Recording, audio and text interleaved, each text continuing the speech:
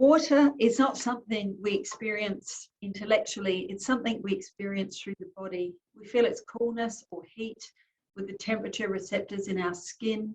We sense its weight. We feel its motion as it washes over our bodies or buffets us or carries us along in its currents.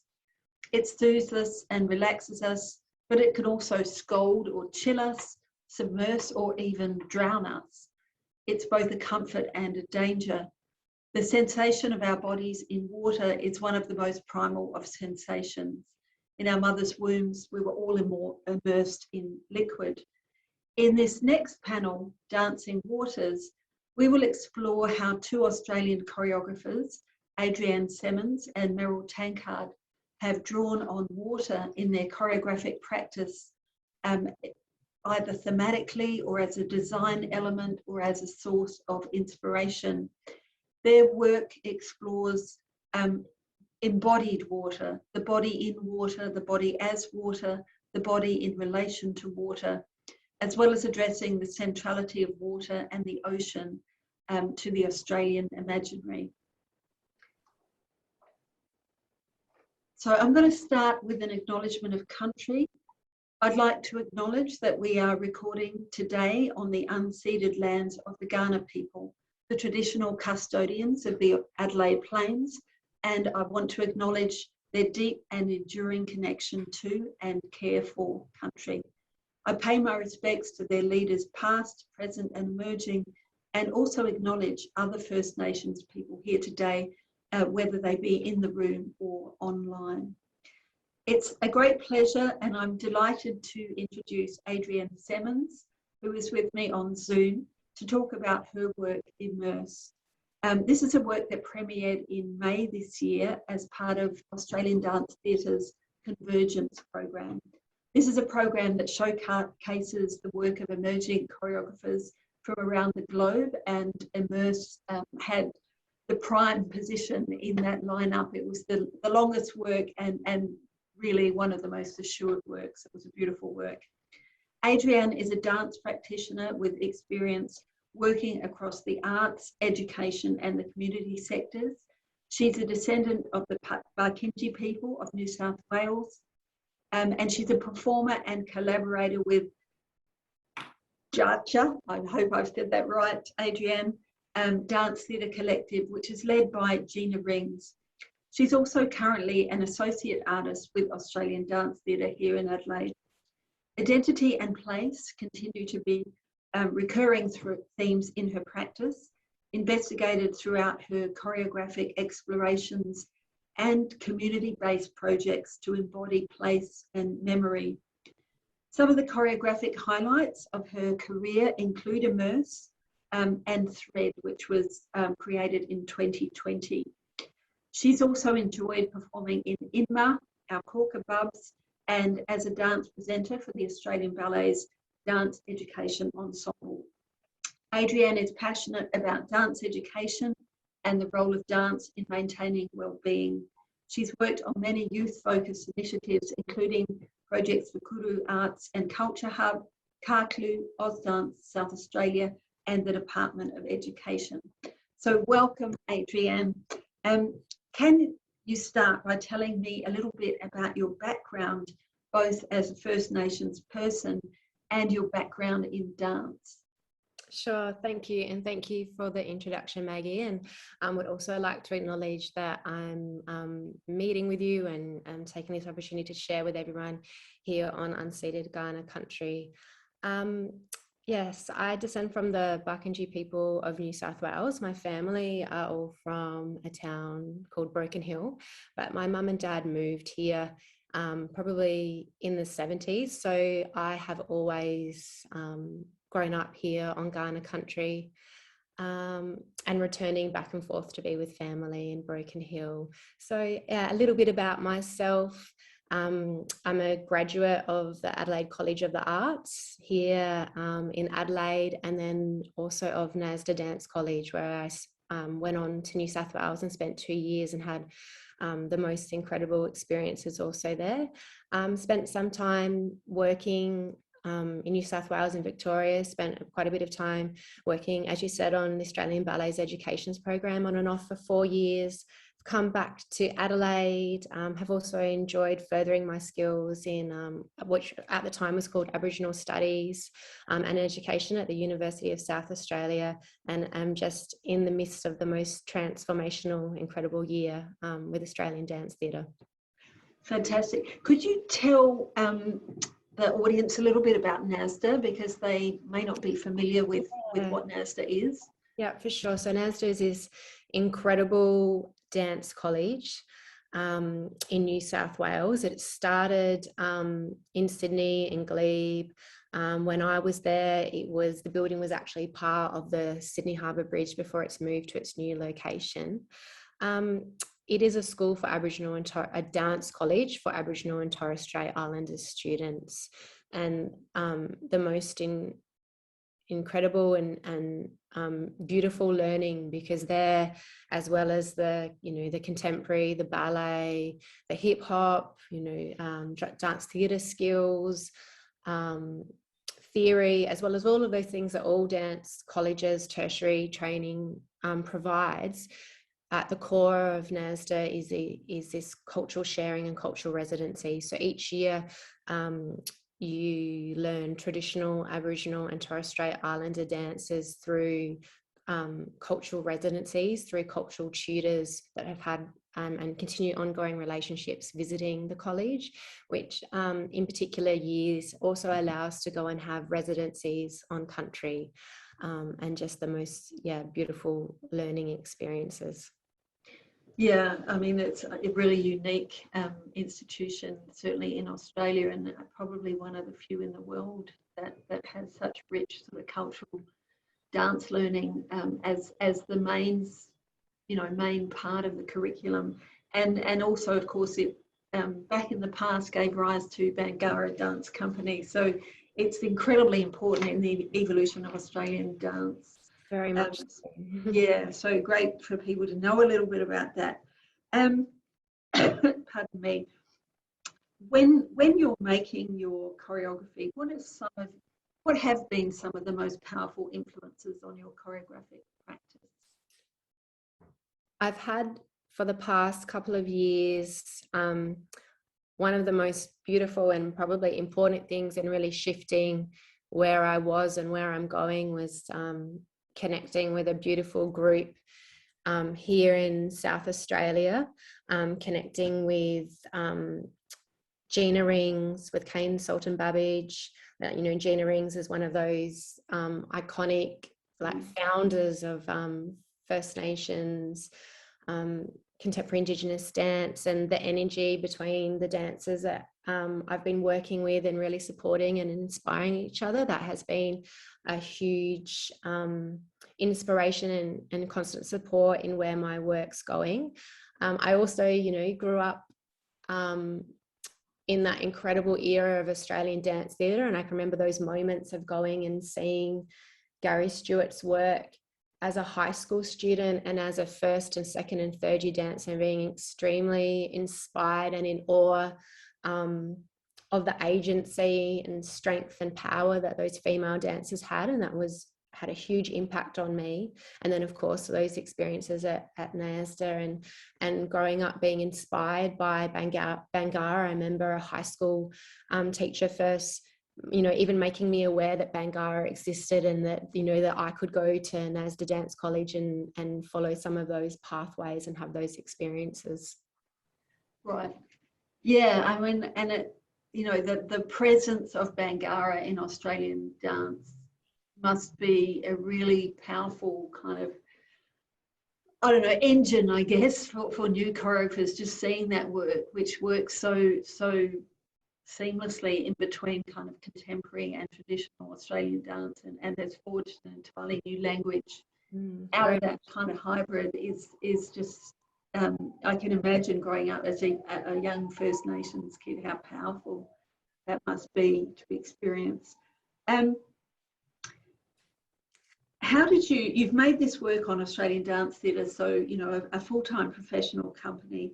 How did this opportunity arise this year to make the work Yes, it's been absolutely incredible opportunity. So it goes back to the start of last year. So I was working with Gina Rings at Kuru, and I think the really first starting point that would be lovely to just acknowledge was that ADT reached out to Kuru for the bushfire fundraiser, and a group of us dancers participated and performed in that bushfire fundraiser at the start of 2020, which was an amazing community event with engaging very much so of the South Australian dance community. Later in the year, as part of I guess really a kind of a COVID response, ADT had this incredible program of commissioning artists to present some short works as part of their World's Smallest Stage program, where works were created during those confinements and restrictions. So really short works were created over Zoom. And again, that was through Gina Rings and Kuru. So I myself, Gina and Kane created a short work, and I created a work on a fellow First Nations dancer, a beautiful dancer who actually made my beautiful earrings, Janelle Egan. And that was a solo work. And so from that solo work,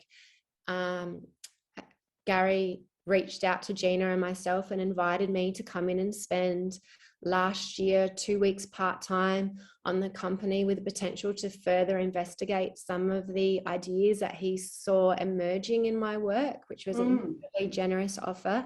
I didn't actually take the theme that I had been exploring with Janelle, but that's where I asked him, could I actually come in and try some ideas of the these themes of water that I was carrying, that were emerging in some of the work that I was discussing with another artist.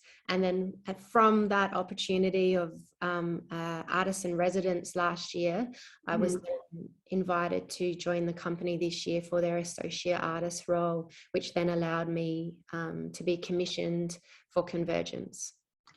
Fantastic. Pardon me.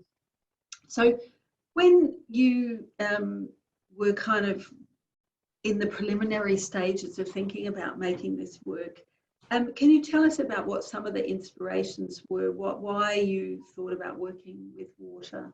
Yes, for sure. I have, and it'd be really nice to acknowledge, I've been working with another collaborator, Jennifer Eady, and we have a work in development, Unravel. And so we've been having these ongoing dialogues, both really interested in exploring this sense of place and how we develop and maintain these relationships to country, and what that means, when this country, when we are as visitors, when this isn't our ancestral country. And through our ongoing dialogue, I was really reflecting on and unpacking how I feel about that, which then was going back to who I am as a descendant of the Barkindji people and my relationship with the Barker, with the Darling River, and I carry a real sense of yearning, because I haven't grown up amongst that river, and I haven't grown up immersed in those river systems, in that water, whereas I feel really confident, and I've grown up with this feeling of salt water, of being here on Kaurna country, and of living, within distance of the beach. So that's my childhood, is being in that salt water. So our ongoing discussions about that was a starting point for me. I had been exploring some ideas of what that could be as a movement exploration individually myself in the studio. So it was a wonderful opportunity when I was invited to go into ADT last year and work with those incredible dancers to shift some of that tasking or those thoughts onto the ensemble. Right. So the idea of working with water comes really from that sense of, in a way, being displaced from your ancestral country, and It does. Jen and I we met, I think it was in 2019. A big shout out and appreciation to the Mill actually for connecting. Right, yeah. Yeah, Jen was writer in residence, and I had been engaged in a program called Engage. So we started off with a text-based discussion and created a text called Leave Only Your Footprints. It was commissioned by Critical Path and Delve into Dance. And Jen is a writer and visual artist, and through her poetry and through our conversations, this one line just stayed with me. Jen really prompted me, and I really appreciate that, because it gave me confidence to explore in a way that I hadn't. And a line that I created for that text was, "The river is in my blood, but my body only knows salt water." And that one line has stayed with me and really became the impetus for that movement exploration. Yeah, that's such an evocative line. And when you think our blood is salt, really, but it's like there's something else running in your veins that, you know, that isn't that salt. That's and maybe this is a way of allowing it expression. Yeah. So were you drawing on any kind of cultural knowledge in the making of this work? And you were working with non-Indigenous dancers, of course, at ADT, and how did that kind of shape the making of the work? Yeah, it did. And I had lots of thoughts and reached out to fellow First Nations arts makers, and always appreciative of people like Gina Rings of supporting and Kane and unpacking and talking, and had people come in and view the work. But it was really important that, well, for me, that I wasn't coming in, and it wasn't appropriate to explore my sense of connection and place to water. And I think somewhere down the track, I would love to do that, and that will be through greater cultural concentration and going back to community and family. But this piece was, that line, and my sense was the starting point. But it was really important that it wasn't me imposing my feelings or my movement vocabulary, which obviously draws upon who I am as a First Nations person and the movement that I've developed through that, but about finding something together with the dancers, about creating a movement vocabulary together through our discussions, and through how each person felt in their relation to water or to different bodies of water. So it didn't sit with the barker. Yeah. That might have been my starting point, but we didn't refer to that throughout the work. Can you tell us a bit about your choreographic practice in the studio? I know that it's task-based, and I wonder if you could explain that to the audience, what that means. Yeah.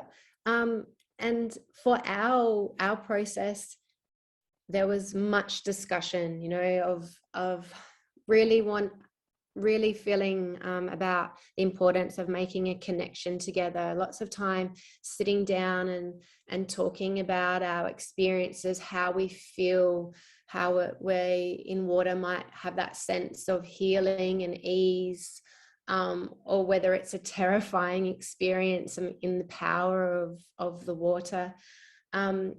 I asked the dancers to think about bodies of water and waterways that might have had some kind of significance or memory to them. And I really appreciated the incredible generosity and sharing of all of the dancers at ADT, both in that first year for a couple of weeks and the ensemble that created with me. And then some really specific tasking about that. So the image that's on the screen now came from a task talking about looking into the water and seeing our reflection, and some dual ideas of that imagery that we're all familiar with, of looking in and seeing the reflection in the water, but then wondering about our relationship to water, and what is that? is that a person looking into the water, or are we looking into ourselves? Or is the water our kin, or is it a resource? And discussing some of those ideas. So we spent some time talking about that. We talked about what that might look like, and the task for the dancers was to explore that moment of reflection, or of actually moving in and out of one person being the water and the other not, and how that might change our relationship to water. And some incredible movement came from that was then incorporated and played with and put into the piece. There's a whole beautiful section of this reflective movement where one dances on the floor and the other one's standing, and the one is the reflection of the other. That was a real highlight for me. And the work begins with string, and I wonder if you could tell us about how that came about, and what the string sort of signifies in the work. Yeah, thank you. So again, it is rooted in some of that exploration with Jennifer Eadie. And I spent some time in the studio by myself at the start of last year, and that's where I first started bringing in some string and some ribbon, and really interested in how that gave a visual for how I felt about all these layers all these layers of story, of connection on the country that we're walking, and that all these, these ideas of how I felt walking on Ghana country, or how I feel walking on other countries, and layers of knowledge.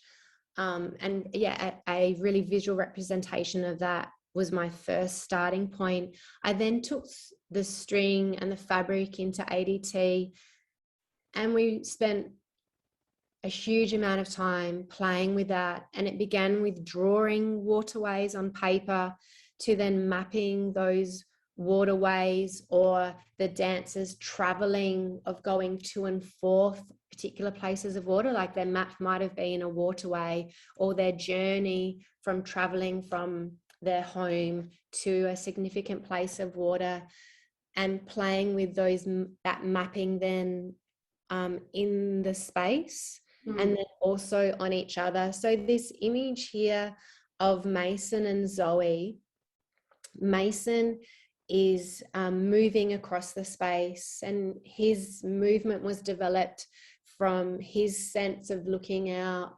He spoke about actually of looking out of the horizon, and his movement is mapping that journey that he recalled across the space. And Zoe, we were playing with the string, found a real interest in the way that the string fell, and she's then leaving that imprint of him and his memory on the stage. Right, it's a really arresting image there. In the early part of the work, I know you've said you worked with ideas of fresh and salt water. I wonder if you could expand on that a bit, and we can then have a look at a clip of that section. Sure. I was really obviously going back to that point for myself of that idea of fresh water, and then of having some friends and family also reminds me that the Barker follows through down into the Murray, and it has its outlet into the ocean on Nurrungeri country, and thinking of that moment where the fresh water and salt water meet. And so I was then wondering about what are the properties of water, and what does it look like when that water meets. So the dancers and I spoke about that, and did some research, or just inspired by some very emergent ideas of things like of freshwater having that lower density. And I pulled up some images that I had found of it almost looking like the freshwater at that meeting point, that freshwater almost sitting on top or moving across. So that was some of an example of some of that task base of having discussions about that, what that might look like, what that might feel like, and how might we embody that in small groups of that meeting place of that water. So we can go to the clip now and have a look.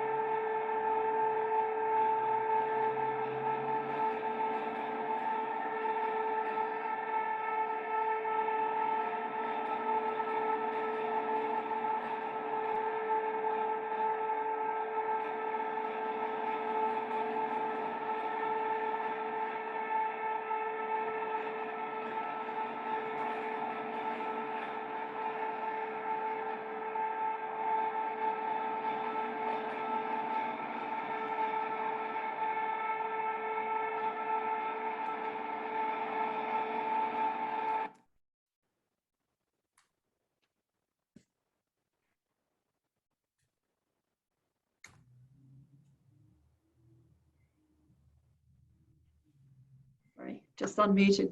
And the work later on goes into a kind of much more gestural movement vocabulary with a lot of hand movement and gestures that we can kind of recognise from everyday life.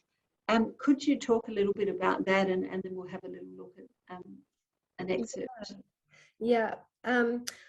This exploration of gesture has been something that I've been really interested in exploring, and it's been a really beautiful starting point for introducing some tasks and some exploration of relationship to environment in the work that I do in schools and with young people. And also really important to acknowledge, you know, that when throughout this process of creating ADT, and that while we were all drawing upon some different experiences, that we were still really honouring that we were on Kaurna country. And so one of the starting points this year, and really, you know, acknowledging and framing that we, whilst we're drawing upon these perhaps different experiences, that we're acknowledging that we're here together on Kaurna country, I actually tasked the dancers with creating a gesture that was our acknowledgement to us being here and sharing in this time and place. And really appreciated that we had Jack Buckskin join us in one of the early weeks for a welcome to country, and I really appreciate that. And as that First Nations, you know, a practice of creating together. So the dancers created gestures for that as the beginning of our process. But what we see in the work Immerse was a task based on gestures of actually being in the water. So I asked the dancers to create, perhaps it was a couple, and so we see things in there of literally, you know, wringing the water out of your hair, of what it feels like when you're standing in the water and you dip your fingers in and you can feel the water, of shaking the water off your fingertips or playing with the water. And so that began as individual gestures by the ensemble that were then amalgamated into a movement phrase that was quite stationary. So it was standing on the spot, and it was much more of upper body gestures, and then continued to be refined and played with until it had some movement with the ensemble. It also really allowed me to explore dynamic, particularly towards the end, and shift away from some of the lulling qualities of water to some of that more ferociousness or vulnerability that we feel in the water. Yeah, I mean, it really builds up to a sort of crescendo of, you know, and it really speeds up in this section, and you really feel that kind of, it's a much more tense kind of dynamic section, which we could flip to now.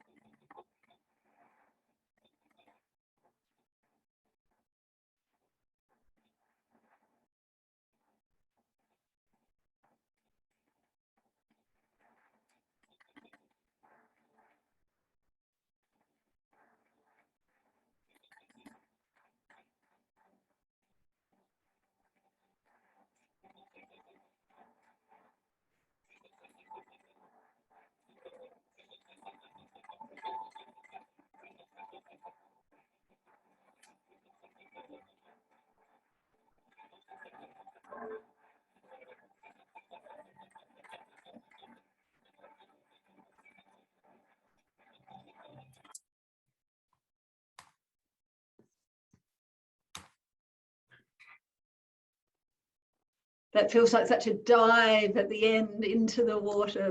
Like it's kind of this sense of real abandon with that movement of just. Yeah.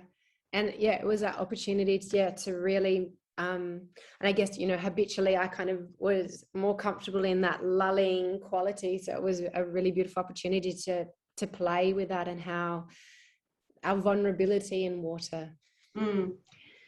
Yeah. Excuse me. Another kind of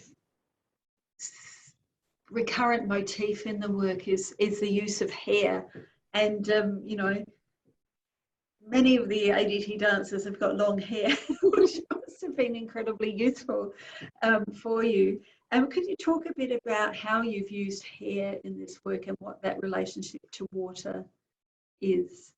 Yes.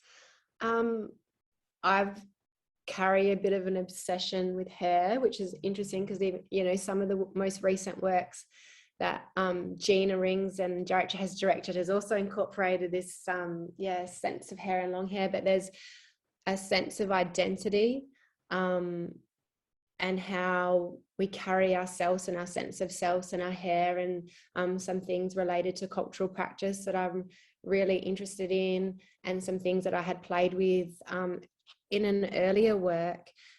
But the actual tracing of the hair for Immerse began with that task-based work, and rather than using the material or the string or the thread to map some of these journeys and pathways, I asked the dancers to use their hair. And so it began with some improvisations of just what does it look like when one dancer's in the space and another dancer is, you know, mapping or tracing these pathways with their hair. And there was a really beautiful sensitivity, not so much a loss, but a cleansing, or there's this, for me, it encapsulated a lot of the things that I was trying to, or some of the things that I was feeling throughout the process, and that would really come from my sense of yearning for country, and perhaps that feeling of loss that I have because I haven't grown up on that country, and I haven't grown up with the stories and the language that I wish that I had, and that I continue to build upon and to learn. So that I continued to ask the dancers to play with that, and then eventually brought that to a double duet between 4 dancers. And like you said, there's an incredible amount of beautiful hair. And you couldn't do it on a bald company. Yeah. Darcy and Ali with their beautiful long hair for that work, and it sat in a few different places, but it felt really right towards the end of the work. And my auntie from Alice Springs flew down to come and see the work, and you know, had a giggle to herself when that bit came on, because she was like, yeah, that's a really Adrienne. And perhaps we can see a section of that now.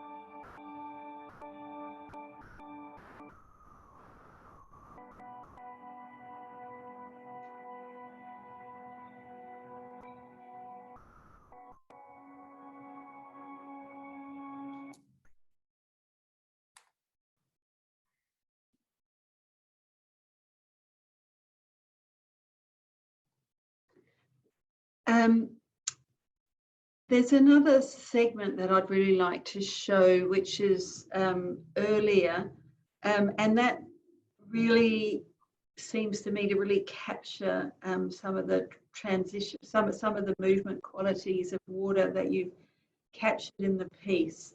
That was earlier. I wonder if we could show that, Bridie, and we can talk about that.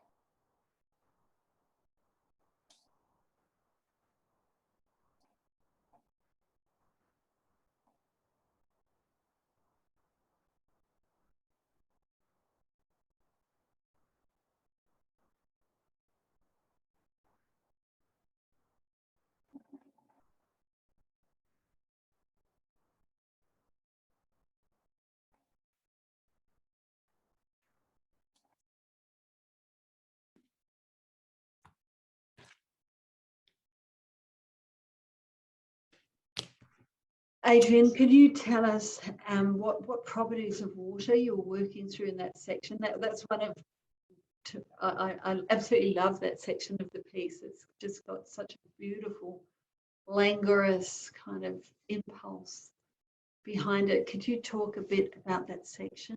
Yes, and thank you for that.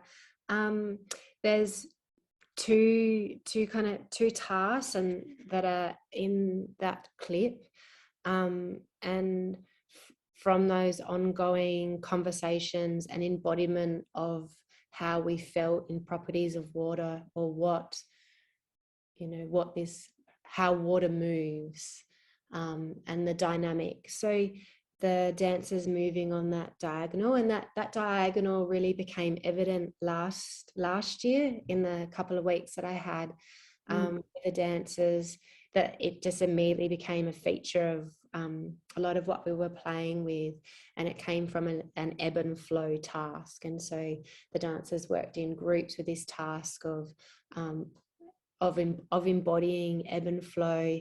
And it also began with something that was played with a lot and then taken out, which was a really short phrase that I gave the dancers, or just a traveling phrase on the diagonal.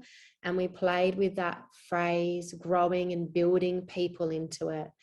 And from that phrase, or from the playing with that material and that crossing of dancers increasing their speed, came what you saw then of the dancers moving and joining and pushing back and forth and moving in and out of the ground.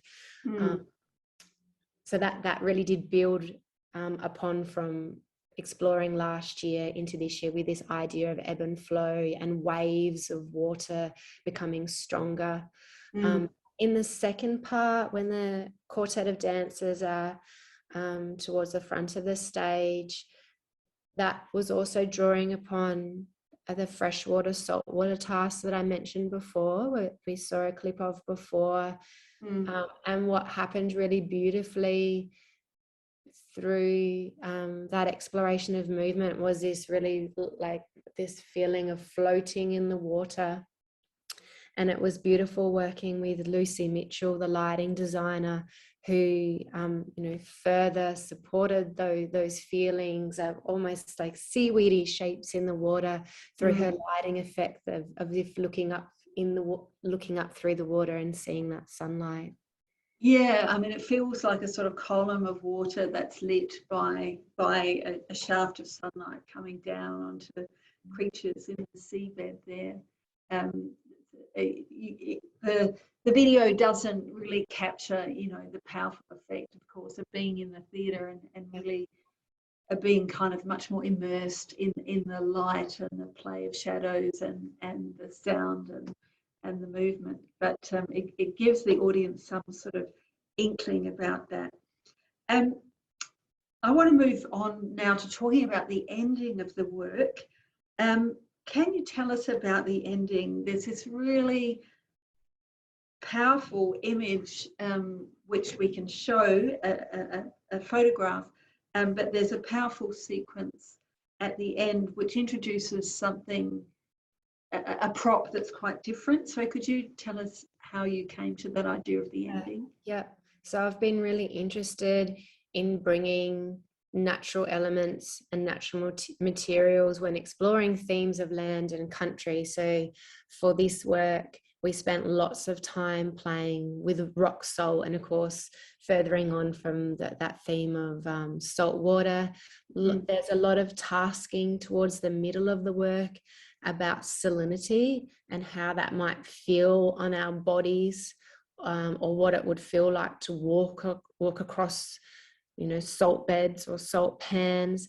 But my interest in trialing some work with rock salt actually began with Janelle Egan and our work Thread for the World's Smallest Stage, and we were really exploring themes of cleansing and healing. And so Janelle and our shared interest in weaving, that was part of our our sense of who we were particularly during that kind of COVID lockdown period. And I wove a small basket, and Janelle poured the rock salt from the basket, and that image really stayed with me, and I kept playing with that, with the rock salt in the studio.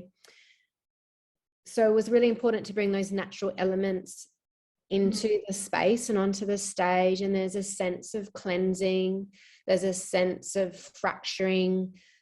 The sound that the salt makes is really incredible. And so we spent whole afternoons and bags of rock salt playing in the studio, which is I really appreciate that incredible time that we have and the opportunity to explore that, from throwing it, pouring it, using the rock salt to make trails, dancers' bodies connected, holding the rock salt. But this image here, through Mason's exploration, was one that really held for me what it was that I was interested in, of him he's carrying the rock salt on his back, and as he moves and shifts, it falls to the ground.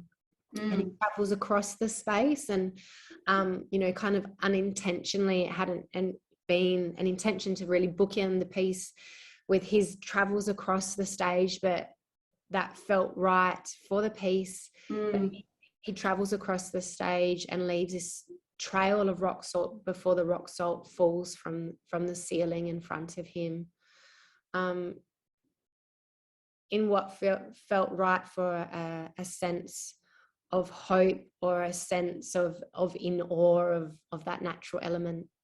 And it does really tie the work together. In the beginning, we have Mason also on the ground, traveling across the space quite slowly, and then at the end, in a quite a different way, carrying this load of salt, and then standing upright, and being sort of doused or drenched in a cascade of salt coming down from the flies. So it's a really powerful ending. Just to finish, I'd like to ask you, how does how would you situate Immerse in relation to other choreographic work that you've done thematically? Do you see a sort of through line in your work, or is it a new development? It's really entwined in ideas that I'm exploring, as I mentioned, in some work in development with Jennifer Eadie.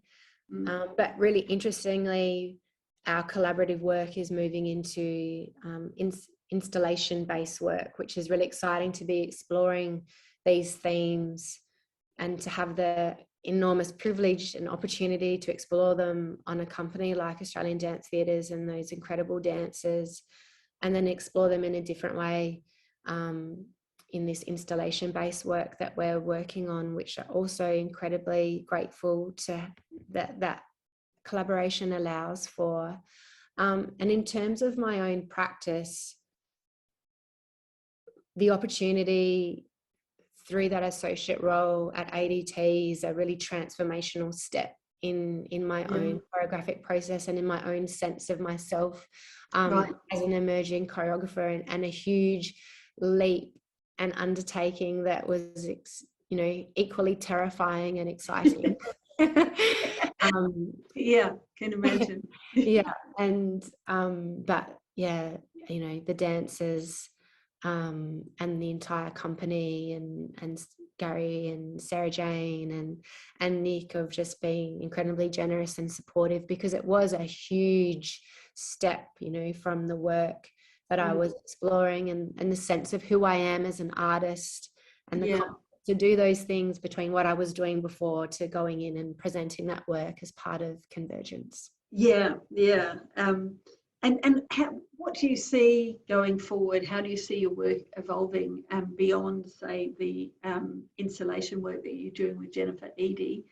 Have you got kind of pure sort of choreographic projects in mind that you would like to make? Yeah, or I would continue to love, absolutely love opportunities to continue to create with ensembles and explore ensembles. Some of the work with Jarrett allows for that incredible collaboration processes, directed by Gina, but she, provides us all with those opportunities and supports us as developing artists in a collaborative way. So I look forward to those continued opportunities within the collective and the dancers that I work with Jarrett and our First Nations dance community here in South Australia, and continue to look forward to opportunities and to find opportunities for myself to continue that practice, that choreographic practice.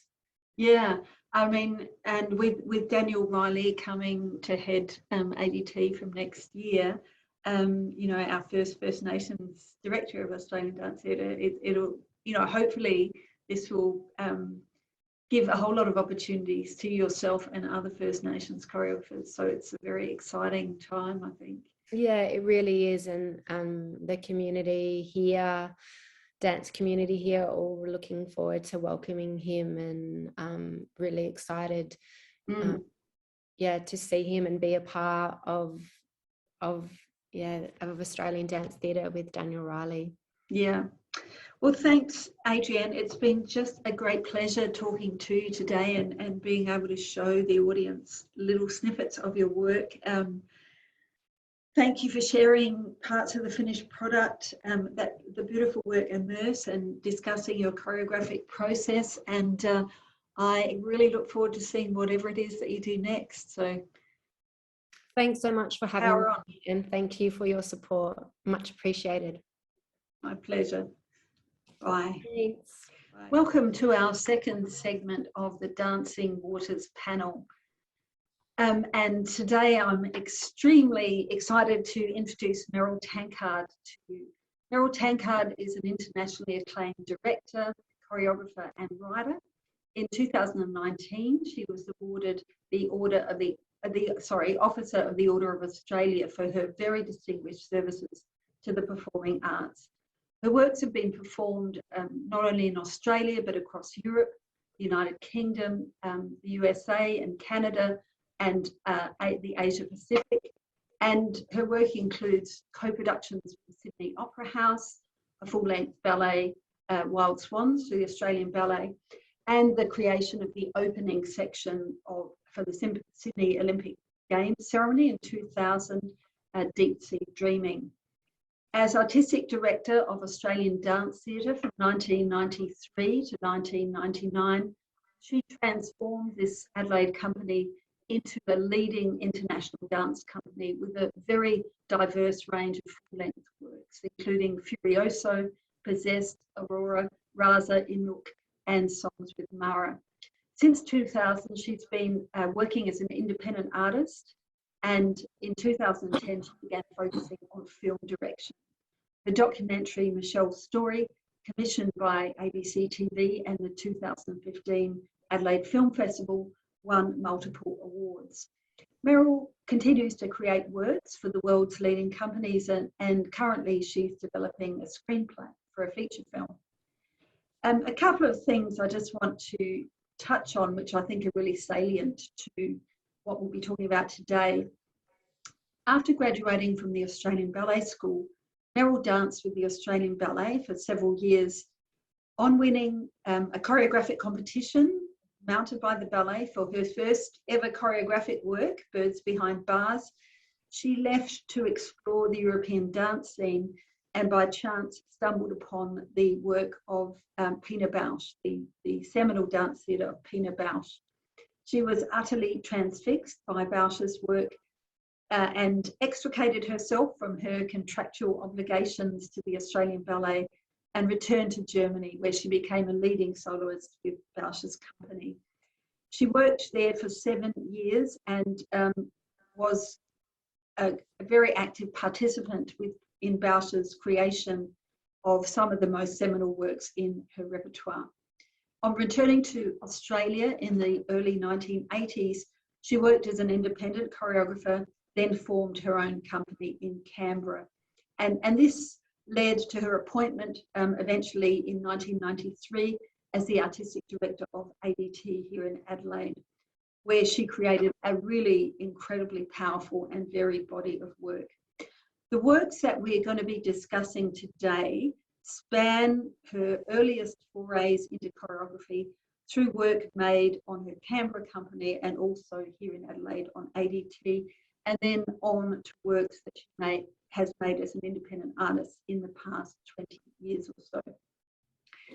So it's a great pleasure to welcome you here today, and I'd really like to thank you for agreeing to take part in our symposium on Southern Waters, Meryl. So welcome, even if it's only a Zoom welcome. It's not quite like... Thank you, Maggie. Pleasure to be here. Thank you. And I'm really looking forward to talking with you about how your body of work references water in so many different ways. So many works either reference it directly or use it as a kind of design motif or an inspiration, that I've sometimes wondered if you were a fish in a previous life. Did you have a particularly watery childhood? Where does this come from?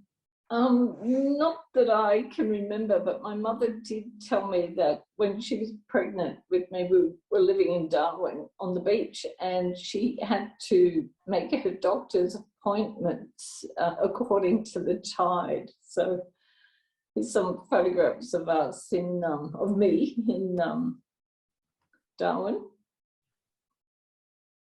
Shrinking it down. That's a very large crab for a very small girl. So your mother had to walk across the beach with you in her tummy. Yeah, she couldn't actually get to the doctor if the tide was in. So right. There are just some photographs of my mother and my sisters. But then we went off we lived in, that was probably the beach actually. I think it was right, the very beach. Mindle Beach, yeah. So then we moved to Penang because my father was in the Air Force. So I do think being on that island was a big influence too. And after I'd, I was in the ballet company and I worked in Melbourne and then I worked with Pina Bausch. So after 6 years with Pina, I just felt I missed Australia. And I came back, and the first piece I did was Echo Point in 1984. So there's some photographs of a photo session we did. And I had never lived in Sydney before, and I felt suddenly this sea, this ocean, and these were like pre-publicity photographs of me just looking at the ocean. I had a mermaid in the work, and I don't know, it's just something exotic. Suddenly there's blue glistening water, and I had rain in the production too. And that production was about traveling, wasn't it? About no. It was sort of Echo Point. Sorry. Yes, by right. my sisters, Yes. and I named it Echo Point because of the three sisters in Katoomba. But it was a reflection of my childhood, really. I think growing up in the 60s. Yeah. But sorry, you go. Oh, I was just going to go on to the next piece that we'd worked on, which was 2 Feet in 88, with a solo work I made for myself.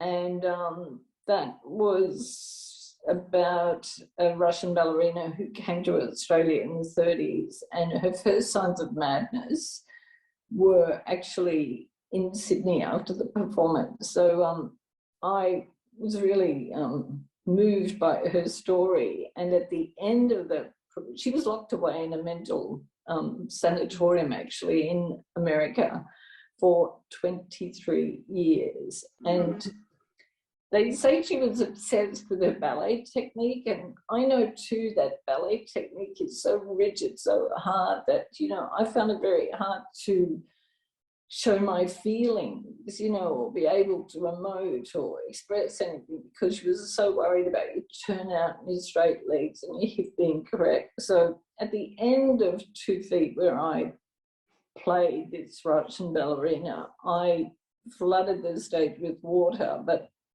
because I felt water, I don't know, the body feels so free and relaxed, and it makes you move in ways you wouldn't normally move. And that Olga Spizitsova, the Russian ballerina, would have, just really enjoyed dancing in that water. So here's a little clip from 2 Feet.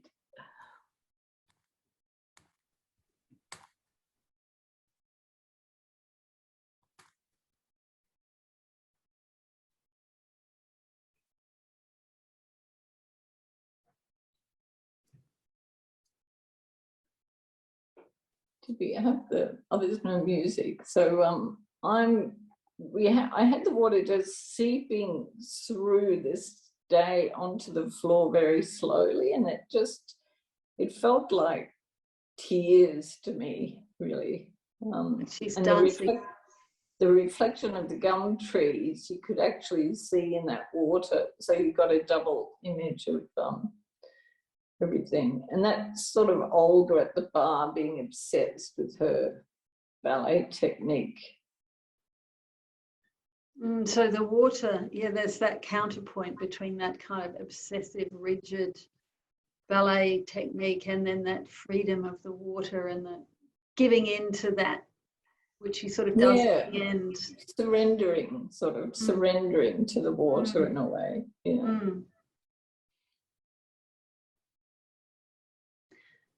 So the water is a kind of metaphor here in this piece. But it must have presented considerable issues to dance in.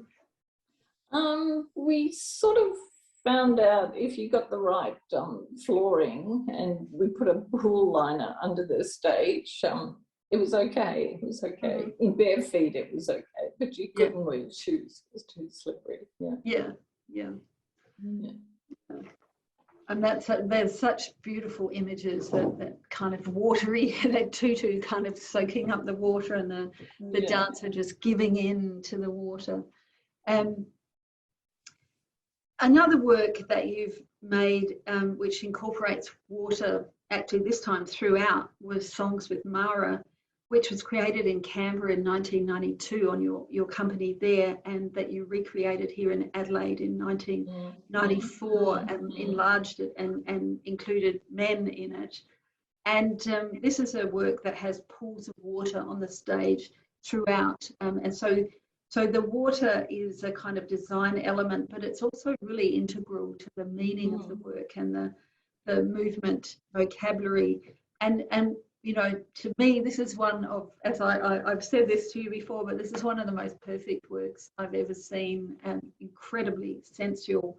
That the use of the water and the dirt creates these really elemental images. And I want to read a review by an anonymous reviewer in the Adelaide Review of this work, just to give the audience a sense of the impression that this work made at the time. Perhaps I should come out with it straight and say that Tankard is a genius. Songs with Mara was a work to experience, feel, hear, smell, as well as see.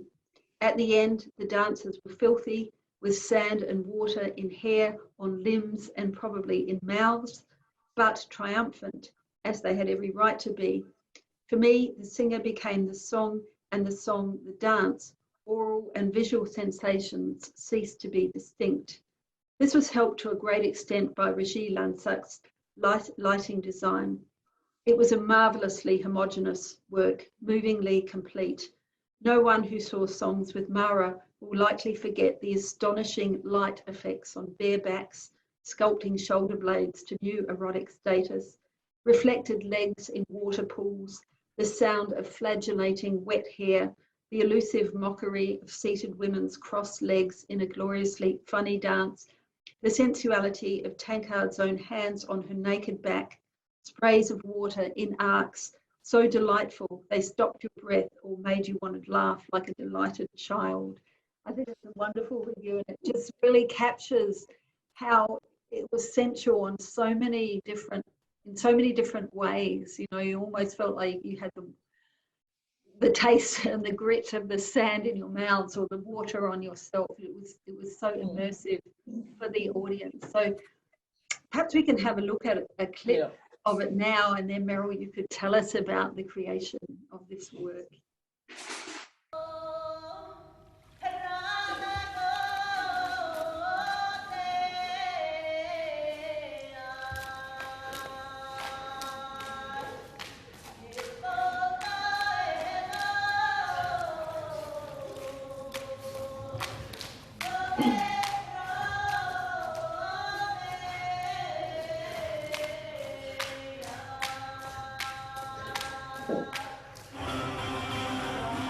To me, Songs of Mara has such a unique blend of mourning, suffering, wailing. That piece, to me, seems to touch on instincts of community and shared grief and shared joy and celebration that are old. It's a perfect example of Meryl Tankard's willingness simply to explode the boundaries. I mean, for someone who comes with 10 dancers who've never sung before and says, now we're all going to sing. And they do, and it's good.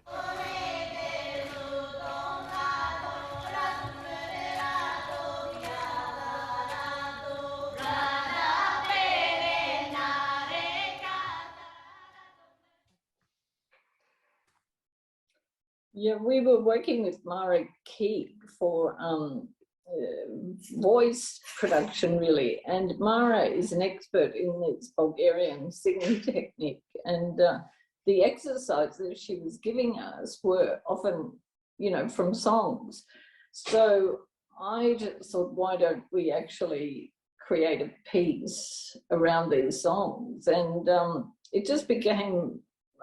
I just was inspired by the women. She talked about, you know, living in the villages and the women washing their clothes and embroidering the table cloths, and the little leg movements came from embroidery stitches. But yeah, I guess I just wanted to create a sort of village feel where you could smell, you could feel, you could hear, the women.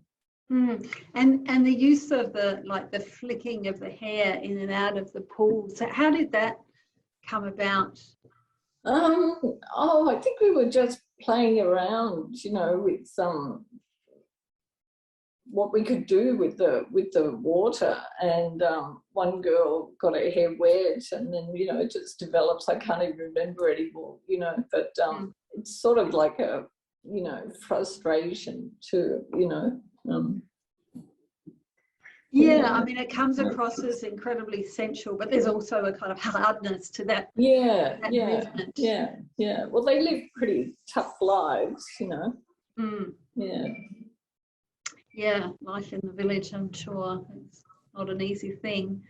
Yeah. Can we talk a little bit more about your choreographic process and how you draw on water and ideas of water in that process? Perhaps talk about your task, a bit about your task orientation, but then also water. Yeah, I'm always trying to find, a new vocabulary. So I try for each piece to create a new vocabulary rather than 2 steps that I know or I've learned, or a technique. So I ask the dancers, if I know what feeling I want, and I might see one tiny awkward movement they do, and I grab that and put it with something else, or put it with a jump, or make them turn. Or so there's a little clip from, and water is inspiring because it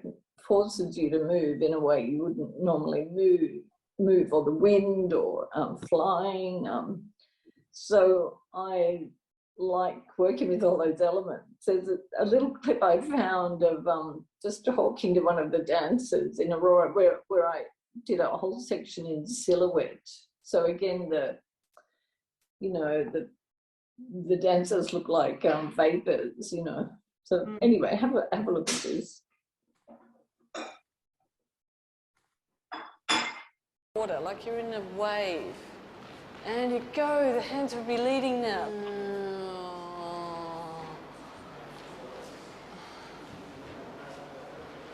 Like you would in the tide, if you were, you might go down a current and then float along for a little while and then swirl around. Yeah.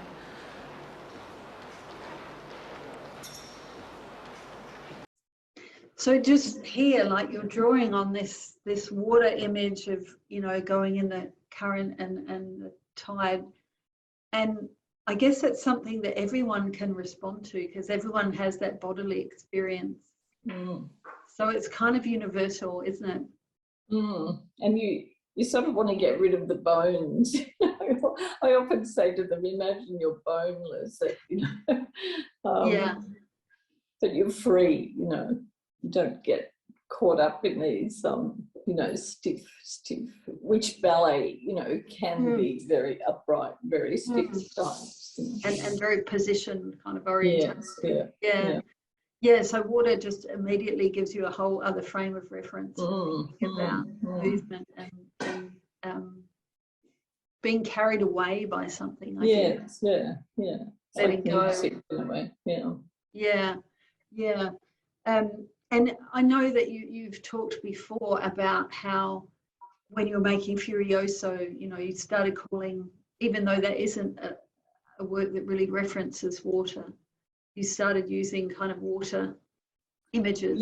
I started working on ropes because I had a studio with a lot of space, a high ceiling, so I thought, why can't I use that space and put the dancers on ropes? And then we found they were spinning and turning, and the movements were so fast, it was really hard to grab them and know what they were. So we gave them names like tidal wave or surf, or so in a funny way they became all these watery names. Yeah, and that connection between the freedom of movement in the water and the freedom of movement on the ropes and through the air. Similar, Yeah, and that kind of links through a lot of your works, really, that sense of finding this other element in which you can be free when you're not on solid ground. You're kind of transformed in a way. Yeah, it's like we want to defy gravity, and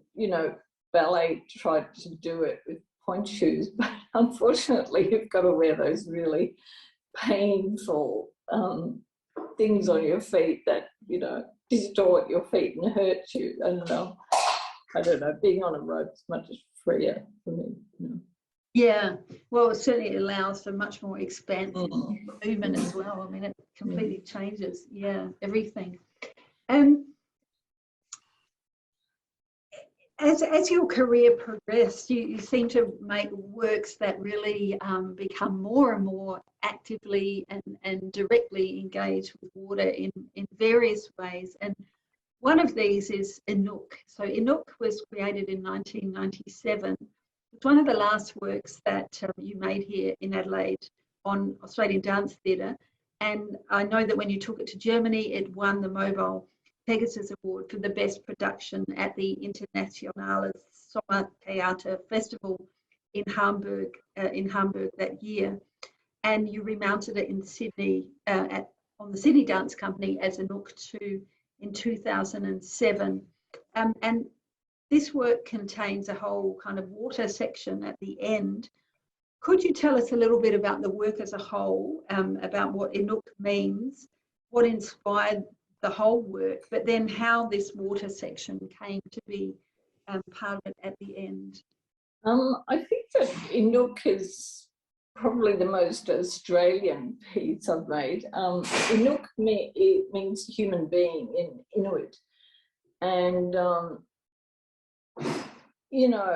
it was sort of about climate change and all those things and the dryness of our land. And I had two Indigenous, I had one Maori dancer and two Australian Indigenous dancers in the piece.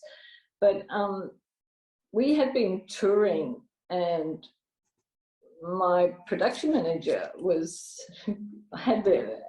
were on a bus, and she had the microphone, and she was really angry with the dancers because in their contract they had to get a bottle of water, like a big 2-litre bottle. Then they demanded, that was part of the deal.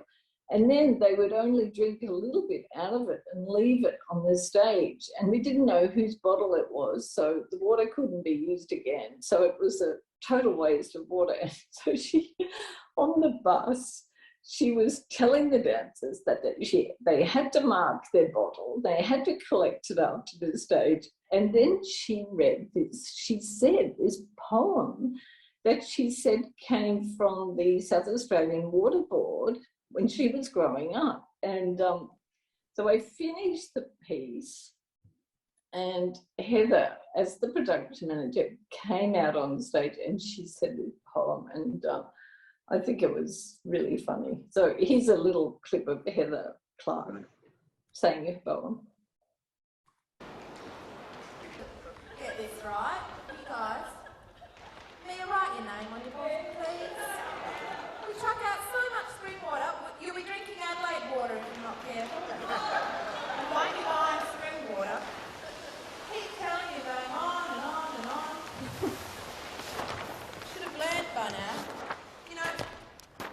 It was only the other day I said to my daughter Belinda, where would we be without water? And she said, there'd be no green trees or buzzy bees, nothing in the hose, no puddles for your toes. We'd have a dry, dusty place, couldn't wash your face. That's where we'd be without water. And then Sarah, my other daughter, she's only 4. 4 Oh yeah, 4 She came in and she said, there'd be no cool drinks, dirty dishes in the sink, my tongue would get dry, the birds wouldn't fly. Mum's plants would get hot, she'd probably lose the lot. That's where we'd be without water, and all together now, there'd be hot, thirsty dogs, dry, dusty frogs. It wouldn't be very cool. A dry swimming pool. We sure are glad we've got water, Dad. We'll take it easy this summer, take it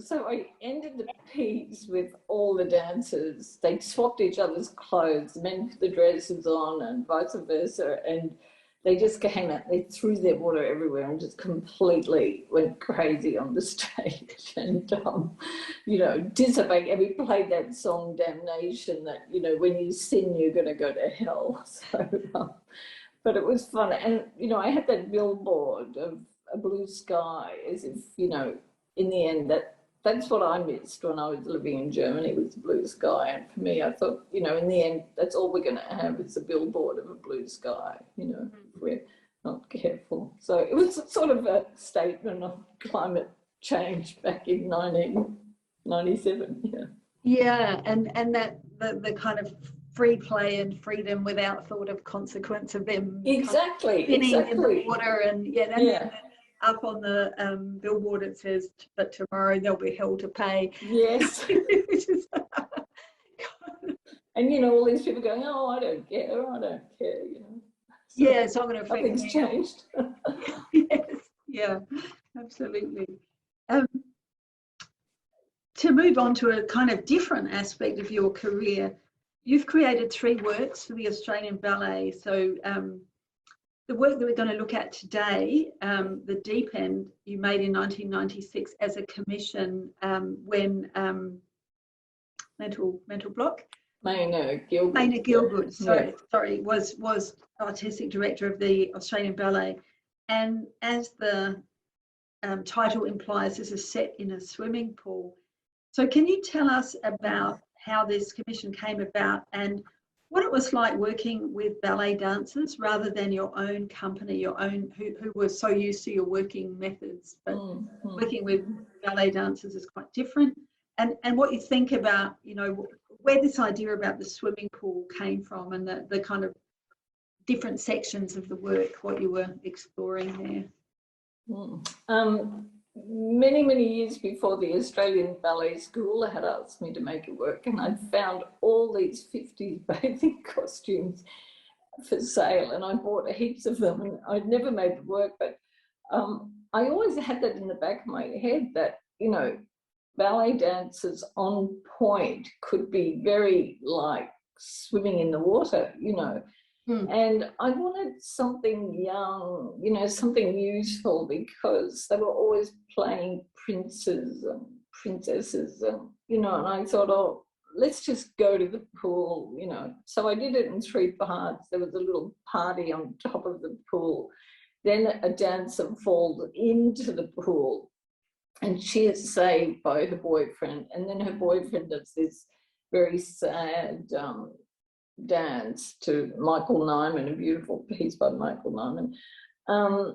And then we go deep into the water. So we see everybody swimming in their swimsuits, and then we go down into the bottom and we see these sea creatures. And yeah, I just thought, you know, for young dancers, it would be something joyful. And, you know, I guess it's a metaphor for, you know, let's just go over the edge. Let's, you know, you don't know what you might discover over there. Go on, have the guts to just go, you know. So I think they really loved it. They really loved working on it. And you get very little amount of time when you're working with the Australian Ballet. I remember I had a 15-minute rehearsal one day.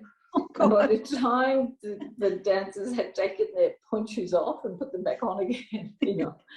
So when I look back at the piece, I don't really know how we did it, because, you know, you're working, I don't want them to use ballet movements. I want them to be different and explore other things. But I think they did, you know, a great job. Yeah, it's a really different, I mean, it must have been a huge experience for them with someone without using ballet technique, something they so rarely do. Let's have a little look at that section now. So this is quite a long clip of different sections of the work.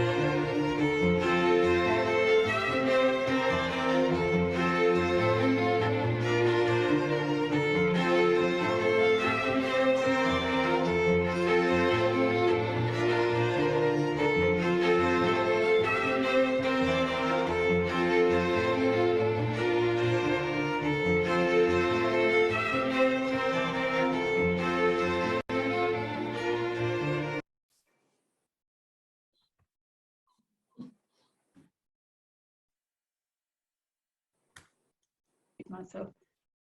That last section really brings us back to, you know, what you were talking about in relation to Aurora, you know, that connection between water and air and the freedom of, you know, so are those couples on the ropes, are they in the water and just playing in the water? Yeah, well, it felt like diving and, you know, going in amongst the waves, and and that was something that the ballet dancers really picked up quickly, because they're used to that partnering work. You know, a little bit like ballet, and that the man is really partnering the woman like that and controlling that, you know. Yeah. So they were very strong and, you know, could remember those things well. Yeah. So yeah, it really kind of speaks to Furioso and Possessed, and also, you know, the idea of that freedom in the water. It's akin to the freedom of, you know, moving through space on the ropes. Yeah. And the next work we're going to look at is probably the work, well, undoubtedly the work of yours that's been seen by most people in the world, and this is the opening ceremony of the 2000 Sydney Olympics, where you designed a section called Deep Sea Dreaming.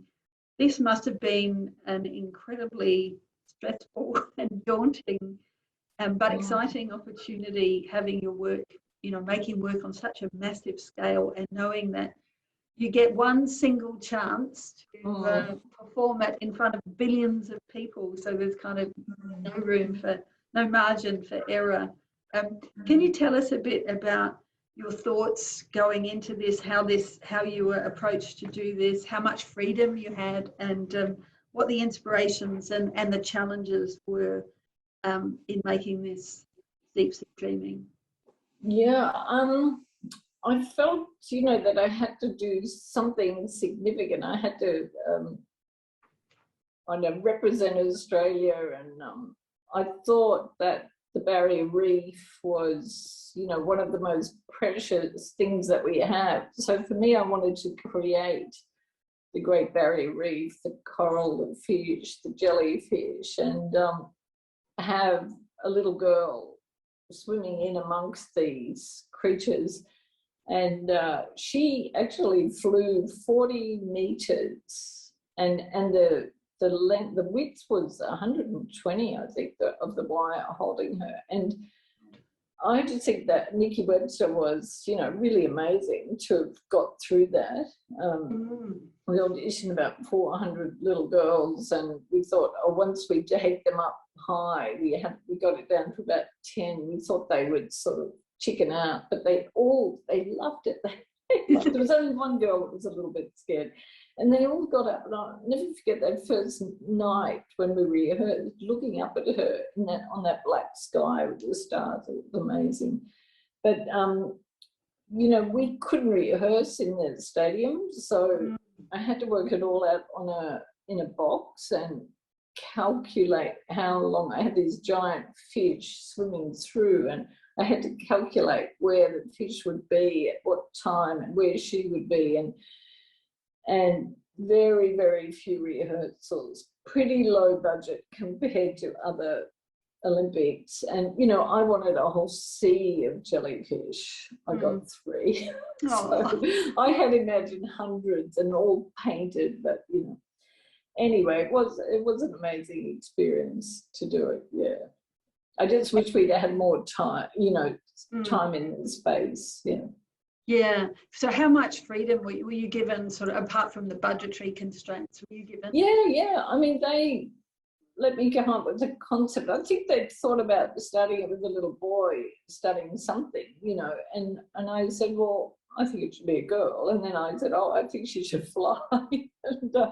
and I just came up with that. I think they chose 5 directors, and we came up with our own concept. And yeah, they were pretty, you know, agreeable to everything. And then I asked if Elena Katz-Chernin could compose the music, and she had a choir. So we didn't want any words, you know. We thought, oh, what can we do? So we decided to have the singers, the children, the youth choir, singing words about the sea, like sushi, or the Japanese words for fish, or Italian words for different types of calamari.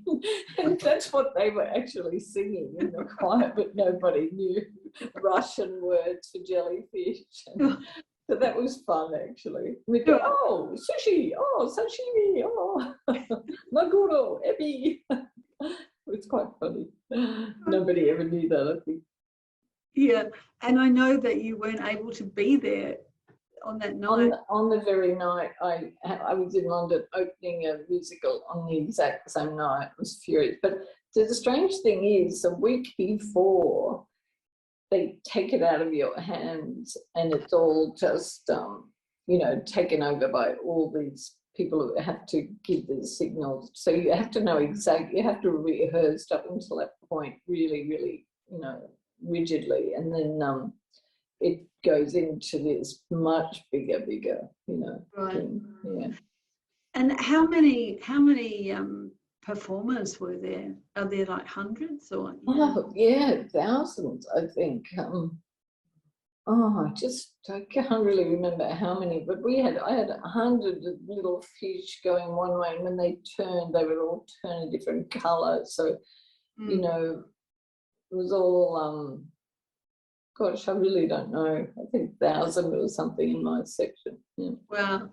And it's such a shame we don't have good footage of that, because I can remember I was in London at the time myself, watching it on the TV, and so many people remember that. That was such a big event for Australian Olympic Games. And seeing all those schools of fishes sort of swimming across the stadium grounds was And giant fish, we had the hooks coming down and worms on the hooks the fish would be grabbing, and there was a story in each fish. So were you happy with the result in the end? I don't like things being taken, out of my control. I think, it probably could have been filmed better. They missed, because my piece was the first one up, and it was hard to film. They missed a lot of the little details that were happening, but what can you do? And it's we were very lucky that she could fly, because if the winds had been too strong, we wouldn't have been able to fly Nikki, and there was no backup, there was no plan B. So God, that was that's what we were all just praying, that the winds would stay down. God, and such a weight on a little girl's shoulders. She was amazing. How old was she? Was she 8? Yeah, she was 12, but she was 8. She looked 8. Yeah. Right. Amazing. Yeah. And this brings us to the last work that we're going to look at today, and that's a work called Pearl. And this is perhaps your most watery work. It's a work which is both rich and strange in its imagery and its mood. And I wonder if you could tell us, before we look at quite a long section from Pearl, I wonder if you could tell us about how this was originally commissioned, and then how you mounted it in Sydney in 2003. One of the head of PR at Tiffany's New York, Tiffany the jewellers, had come to Australia, and she saw the opening ceremony, and she approached me because Tiffany's wanted to promote their pearls. They were always known for their diamonds, and they had a beautiful exhibition coming up at the Natural History Museum with really exquisite rare pearls, and a whole story about the pearls. So she asked me, Fernanda Kellogg asked me to create something for this launch of the exhibition and their pearls. So I started to think, again, inspired by the Olympics, where do these pearls live and what is that world like? So I worked with Angus Strathy and Judith Meshker, and we designed these costumes that looked like, pearls would be living amongst the beautiful things in the ocean. And it was performed under the big blue whale in the Natural History Museum. So everybody looked down at the performance, and we had projections, and Michael at school was coming over with these beautiful perspex bowls with water and gongs, and Mara Keek was going to sing.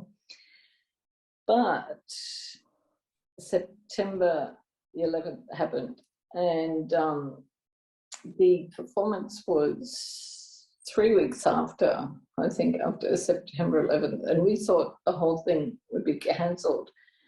And amazingly, it wasn't, because the mayor of New York said, you know, things have to go on. So I went across on my own, well, with Judith, the costume maker. We were the only ones that went. The musicians were scared. Everyone was afraid that more things would have happened in New York. There was anthrax scares. We were sitting on this plane. It was so scary, thinking that, you know, we're not going to come back. I remember making a will. I thought, you know, this is it. And I've never seen New York like that. You know, there was hardly anyone in the street. The taxis had American flags on them. And then I thought, what am I doing? Working with Tiffany's in the Natural History Museum, the most perfect place to bomb. Anyway, we did the performance. I had to find dancers in New York. I had to find musicians in New York in a week. But it was such a wonderful feeling, and, you know, people loved it, and they said they just needed that after what they'd experienced. So I'm really glad I did it.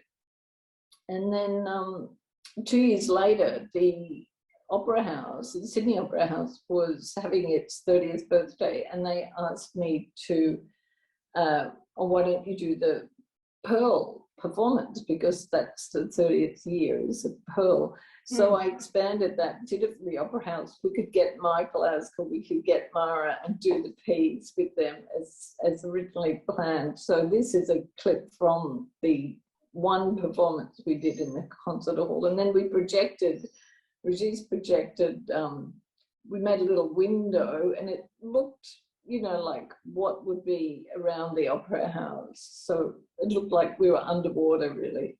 So here's a little clip from that.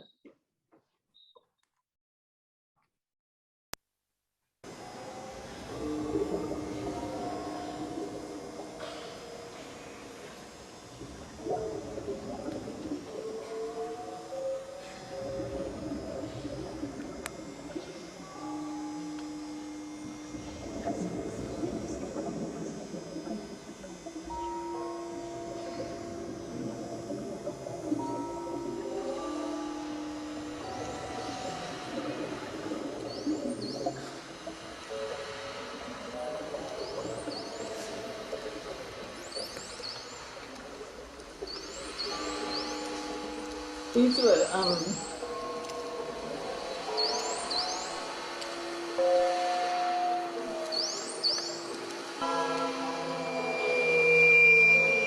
they were whale sounds. I don't know if you can hear me, but they're the sounds of whales. Okay. Yeah. And what does having the gongs underwater do? Oh, it's beautiful. Michael's a Buddhist, and it just makes that incredible sound, you know, in the space.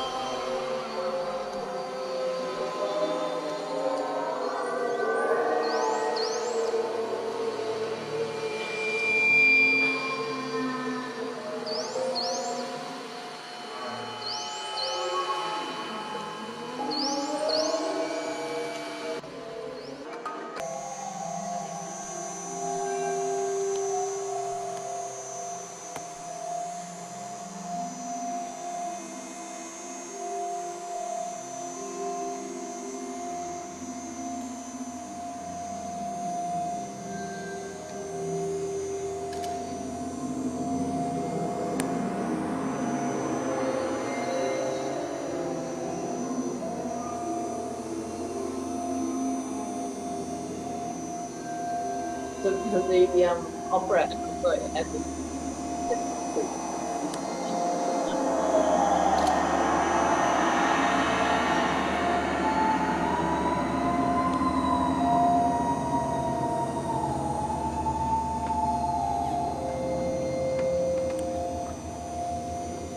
but most of that sound is some recordings, I think, are high pitched sounds are actually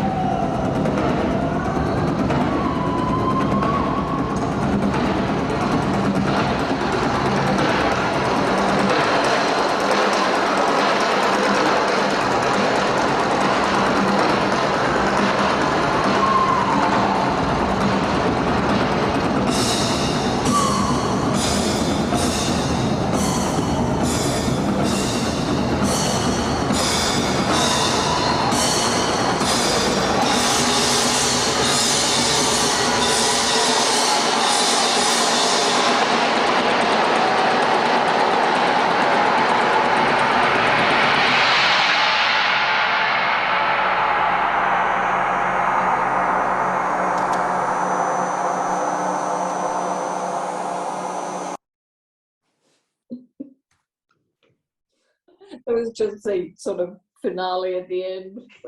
I guess you missed each one. I had a solo, each one of those creatures, but you know, it would have been too long anyway. But wow, I mean, it's just this whole underwater ecology and the very muted sound of the instruments is like coming, you know, when you're under the water, the kind of how blunted kind of sounds are released. They Distorted. were beautiful, those gongs. They were just in a semicircle, and it really fills the whole space. Yeah, it does feel like that. Yeah. Where it's a whole kind of sound immersion world. Sound and visuals and lighting and Marakeek reciting from The Tempest. And we sang. She sang the Pearl Fisher. So we chose all these things, something to do with the sea. Wonderful. To finish, you know, what do you think it is that, I mean, is water something you consciously think about in terms of choreographing, or does it just kind of come as a resource that you can draw on, or a kind of frame of reference? I think so. I didn't even realise that I had so many pieces, you know, with the theme, but I mean, you know, water is like dancing. I mean, I live in Bondi, and you know, we just go down to the beach and it's so relaxing just watching those waves, and it's like choreography. You know, if I could choreograph like those waves, it's you know, amazingly together, but then intricate and strange and different and complex when you look into it, but at the same time there's a unity and a, you know, power. I don't swim that well. I mean, I wouldn't go into really deep water, you know. There's a sort of fear, you know, I have, but I love it, but you know, I am afraid of it too. A complex kind of relationship, which is probably more fruitful in a sense than having just a simple, you know, I feel totally at home in it, but to have that is perhaps more productive creatively. Well, it's been fantastic talking to you, Meryl, and having this opportunity to show the audience some little snippets out of your enormous body of very varied works. So thank you so much for agreeing to come on board today, and I hope this has really inspired people to go and seek out your other works and watch as much as they can. So thank you so much. Maggie. Thank you. Bye-bye. Bye.